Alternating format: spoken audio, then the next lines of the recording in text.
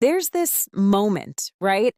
The moment you read the email or see the headline and it feels like the floor just vanishes from under you. That gut punch realization, my job, the thing I've spent years, maybe decades perfecting, a machine can do it now. The floor drops out, utterly. And the first thought is, I'm obsolete. It's a terrifying feeling, and it's a feeling millions are having or are about to have. Exactly. So today, we're going there. We're talking about that phrase that scares so many of us. AI stole my job, and what you do next.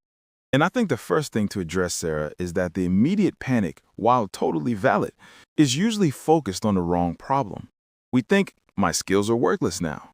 Right. When the real, deeper issue is that our sense of identity got completely tangled up in our job title. I had a client, a brilliant graphic designer, years of experience, who came to me completely devastated a few months ago. She said, Sarah, my creativity, my eye for color, my understanding of layout, an algorithm can generate 100 options in 10 seconds. What am I even for? Wow. Yeah, that's the real question that's underneath, isn't it? What am I for? It's an existential crisis, not just a career one. We've been taught for decades that what you do is who you are. And when what you do is automated, the brain just short circuits. The misconception is that her value was in the task, in the mechanical act of arranging pixels. But her value was never just the pixels. It was in understanding a client's emotion, in telling a story, in having a unique perspective. The AI can't replicate that, not the soul of it.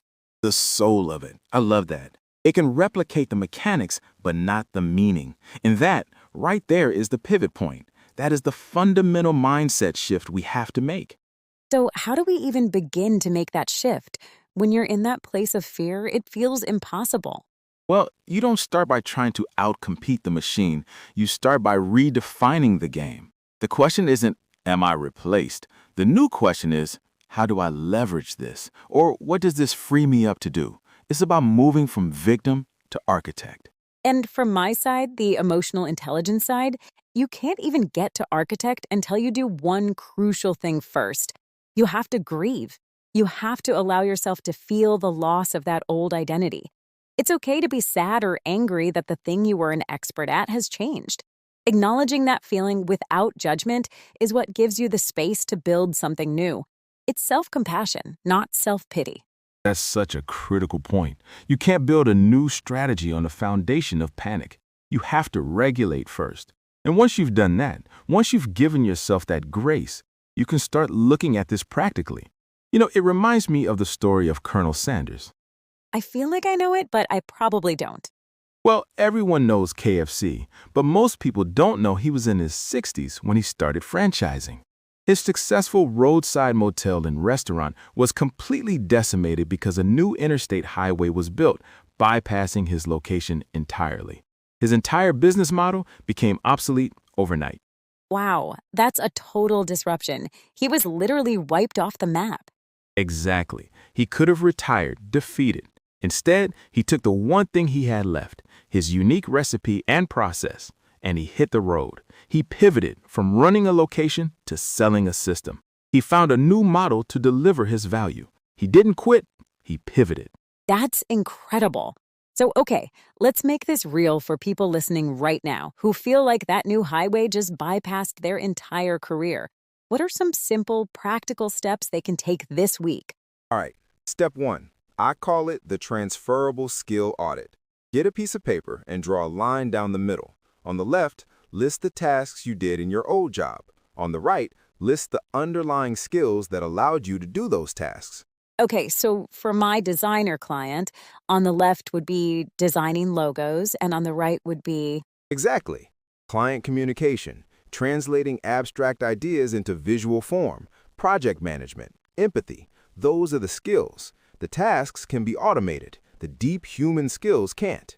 This list is your new CV. That's powerful. It's the how, not the what.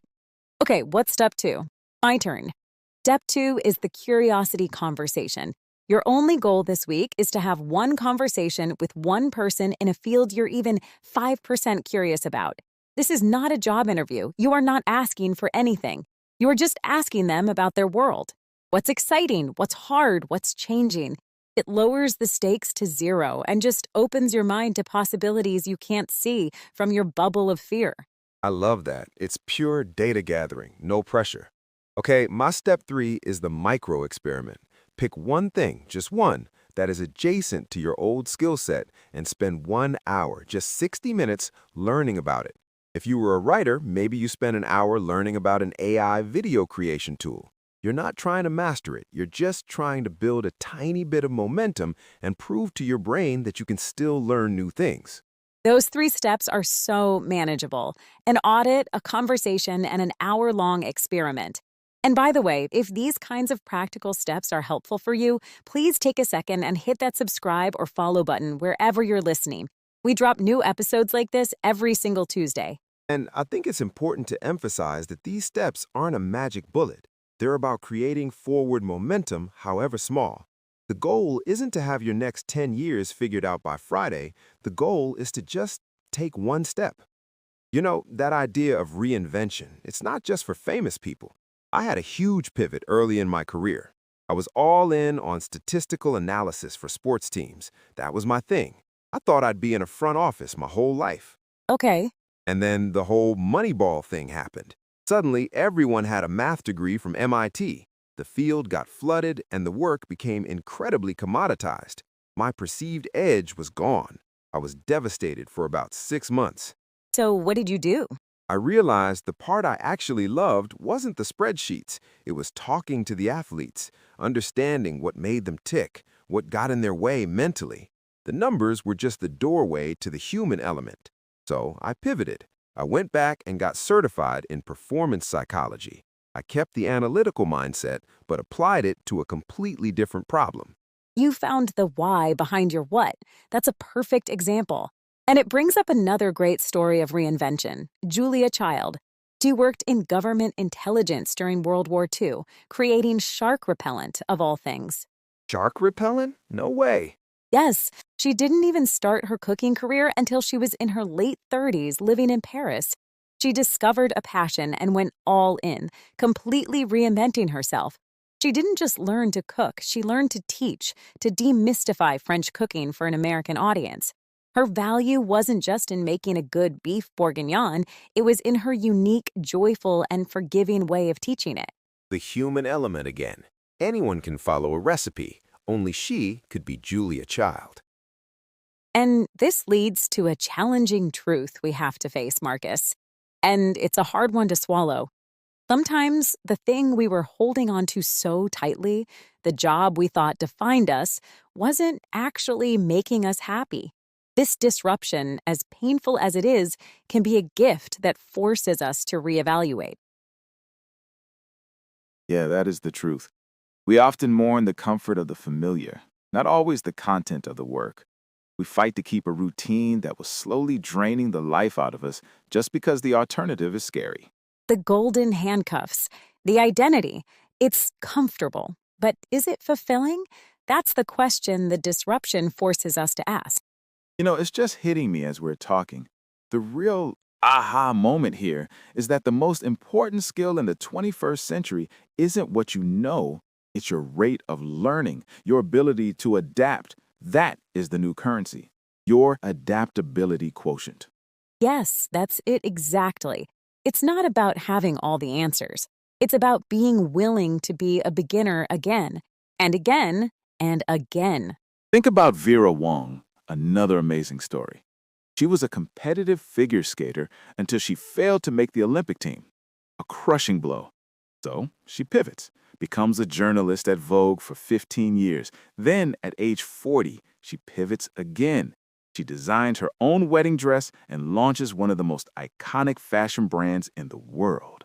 And you see how the skills combined, right? Her understanding of movement and the body from skating, her eye for trends and storytelling from journalism.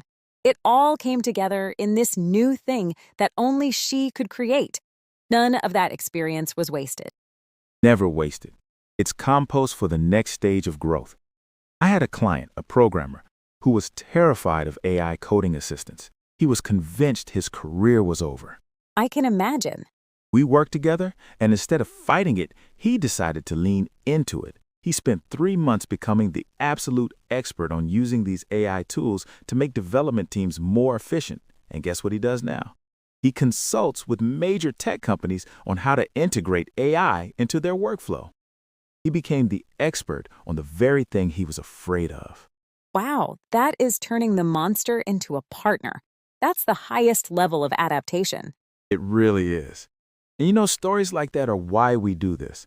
If you know someone who's feeling that dread we talked about at the beginning, maybe share this episode with them.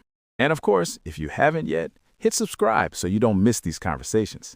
So, as we wrap up, for anyone listening who is in that panic mode right now, sitting at their desk with that cold feeling of fear, what is the one thing you want them to hold on to today?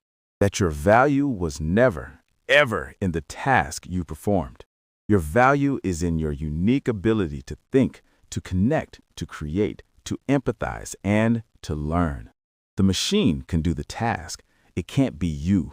It can't replicate your journey, your perspective, or your potential. Beautifully said. This isn't an ending, it's a redirection.